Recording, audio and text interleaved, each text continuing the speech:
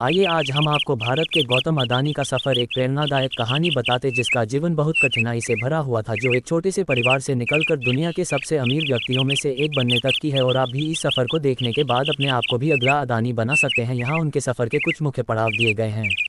शुरुआती जीवन और संघर्ष। जन्म और बचपन। गौतम अदानी का जन्म 24 जून 1962 को अहमदाबाद, गुजरात के एक मध्यम वर्गीय जैन परिवार में हुआ था। वे अपने 7 भाई बहनों में से एक थे। उनके पिता शांतिलाल अदानी एक छोटे कपड़ा व्यापारी थे। पढ़ाई छोड़ना और मुंबई जाना। आर्थिक तंगी के कारण उन्होंने अपनी भी कौम की पढ़ाई बीच में ही छोड़ दी। 1978 में मात्र 16 साल की उम्र में वे 100 रुपये लेकर मुंबई चले गए और महेंद्र ब्रदर्स में डायमंड सॉर्टर, हीरा छांटने वाले के रूप में काम करना शुरू किया। यहाँ उन्होंने व्यापार की बुनियादी बातों को सीखा। अपना व्यवसाय। कुछ समय बाद उन्होंने झावेरी बाजार में अपना खुद का डायमंड ब्रोकरेज आउटफिट खोला और जल्द ही अच्छा मुनाफा कमाया। व्यापार में प्रवेश और विस्तार। भाई के व्यवसाय में भागीदारी। 1981 में उनके बड़े भाई मनसुख भाई अदानी ने अहमदाबाद में एक प्लास्टिक यूनिट खरीदी और गौतम को इसे संभालने के लिए बुलाया। यहीं से उन्हें पॉलीविनाइल क्लोराइड (PVC) के आयात का अनुभव मिला, जो उनके वैश्विक व्यापार के लिए एक महत्वपूर्ण कदम साबित हुआ। अदानी एंटरप्राइजेस की स्थापना 1988 में गौतम अदानी ने अपनी खुद की export import company Adani enterprises की स्थापना की, जो बाद में अदानी ग्रुप की होल्डिंग कंपनी बनी। शुरुआत में ये कृषि और बिजली से संबंधित वस्तुओं का व्यापार करती थी। आर्थिक उदारीकरण का लाभ। 1991 के आर्थिक सुधारों से उनके व्यवसाय को पंख लग गए। उन्होंने धातुओं, वस्त्रों और कृषि उत्पादों के व्यापार में विस्तार किया।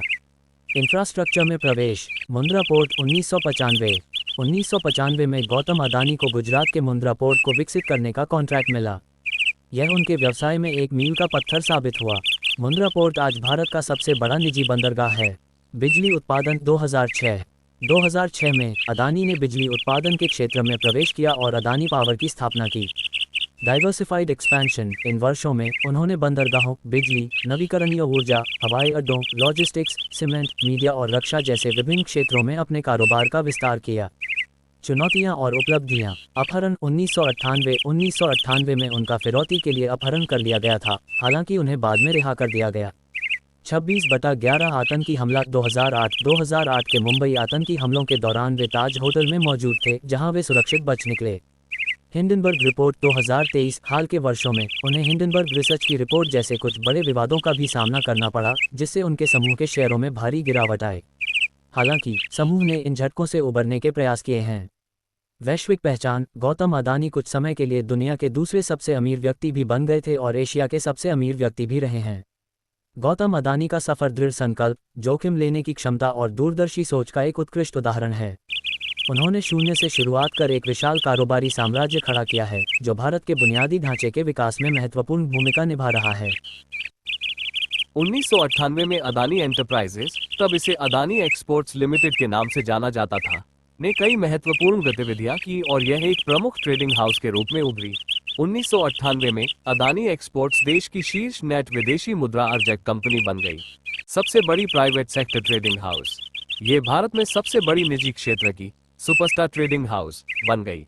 मुंद्रा पोर्ट का विकास।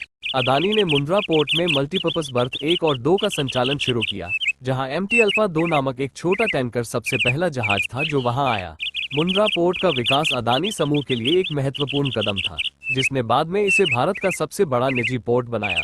गौतम अदानी का अपहरण।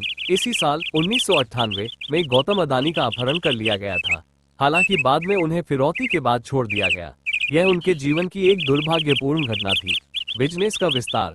90 के दशक में अदानी के बिजनेस ने काफी विस्तार किया, जिसमें कमोडिटी ट्रेडिंग मुख्य थी। संक्षेप में 1998 अदानी एंटरप्राइजेस के लिए एक महत्वपूर्ण वर्ष था, जिसमें कंपनी ने अपनी व्यापारिक उपस्थिति को मजबूत किया और प्रमुख बुनियादी ढांचा परियोजनाओं में कदम रखा, बावजूद गौतम अदानी के अपहरण जैसी व्यक्तिगत चुनौतियों के।